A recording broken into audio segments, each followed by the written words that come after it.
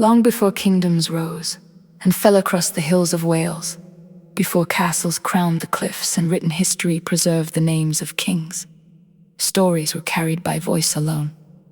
Around ancient fires and beneath moonlit skies, poets and bards spoke of a woman unlike any other. A queen who seemed to belong to both the mortal world and the mysterious realm beyond it. Her name was Rhiannon.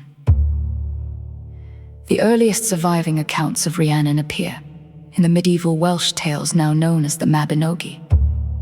But scholars believe her roots reach much further into the distant Celtic past.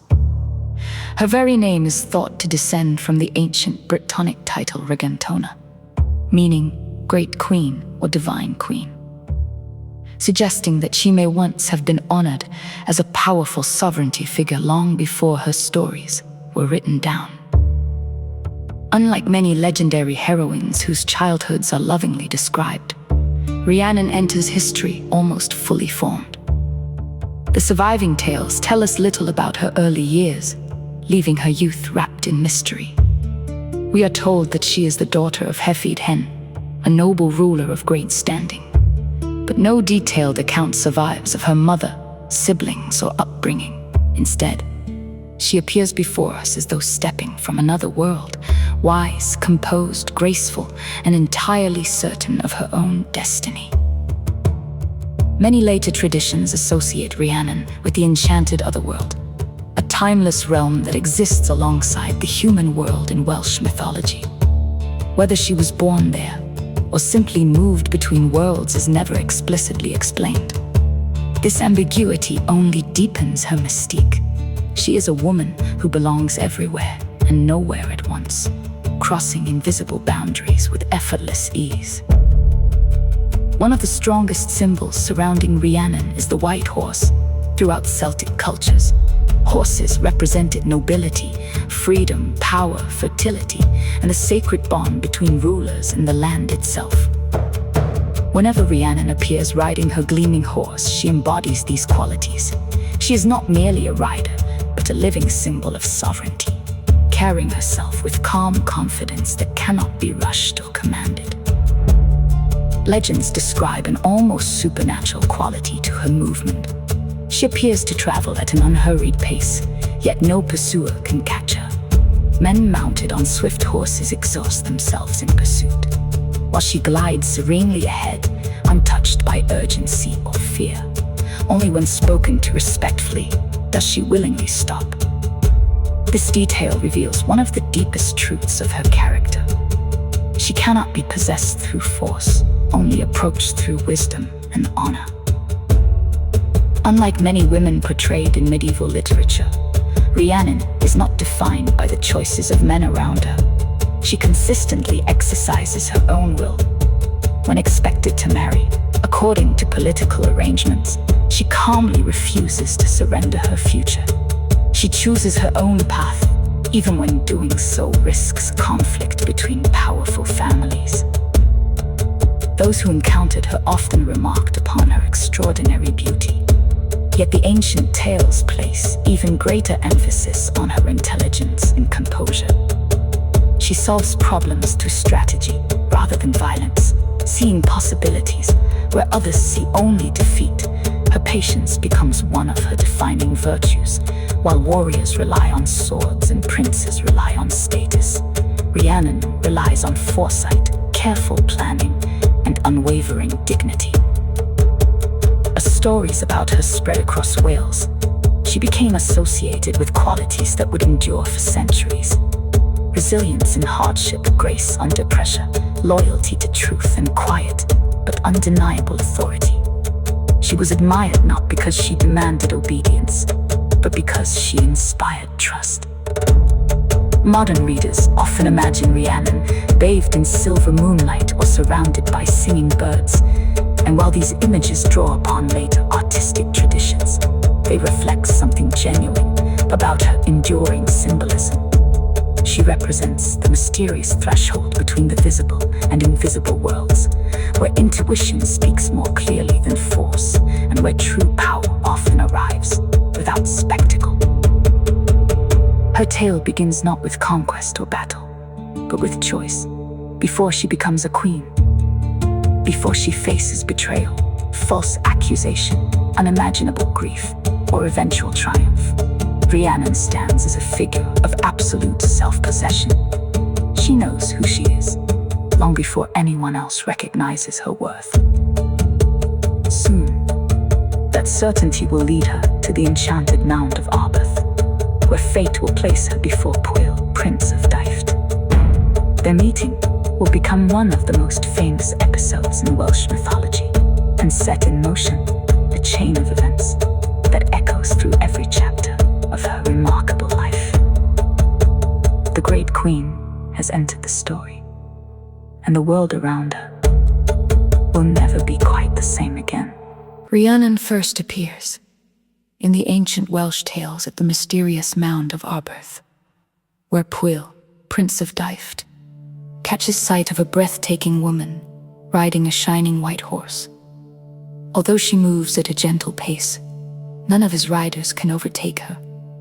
They gallop until their horses are exhausted, yet she always remains just beyond reach.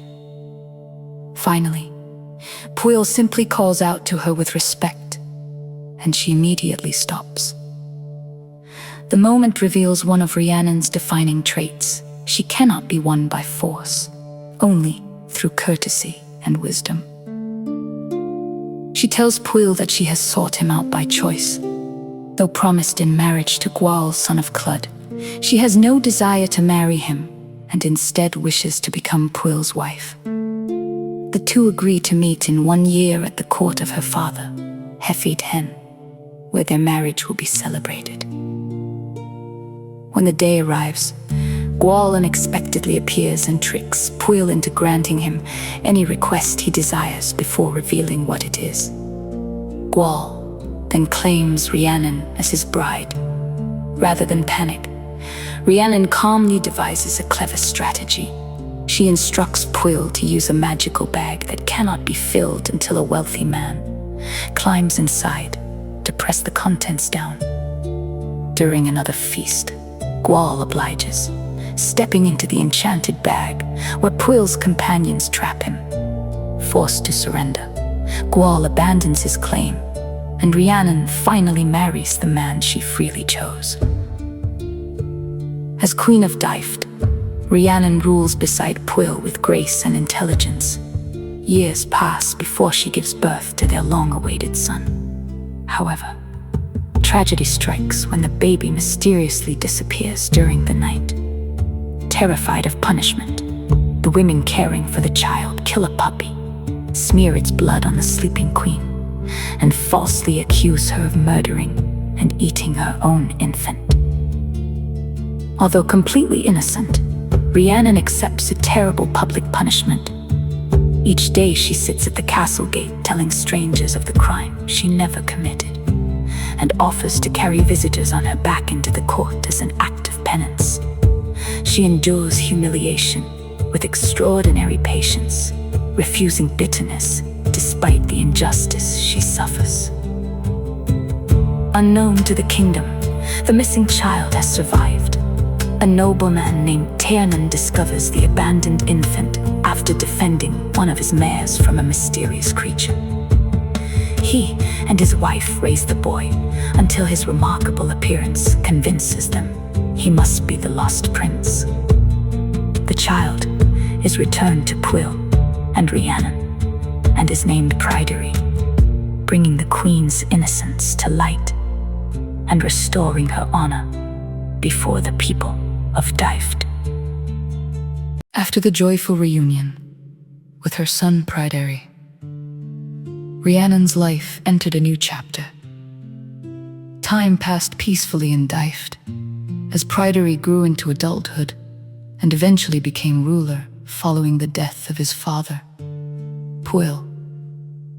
Although the surviving tales give few details of Rhiannon's grief, they show her continuing to play an important role within the royal family, admired for her wisdom and quiet strength.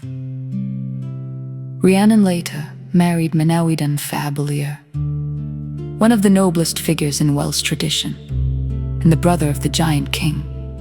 Bran the Blessed, their marriage united two remarkable families, whose stories stretched across the magical landscapes of Britain. Unlike many legendary heroes, Manawydan was known not only for courage but for patience, fairness, and intelligence, qualities that matched Rhiannon's own character.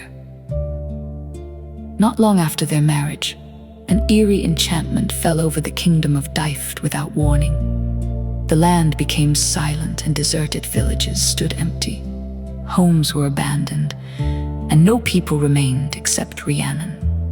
Manawydan, Pryderi, and Pryderi's wife, sick for crops failed, trade vanished, and the once thriving kingdom seemed frozen beneath an invisible curse.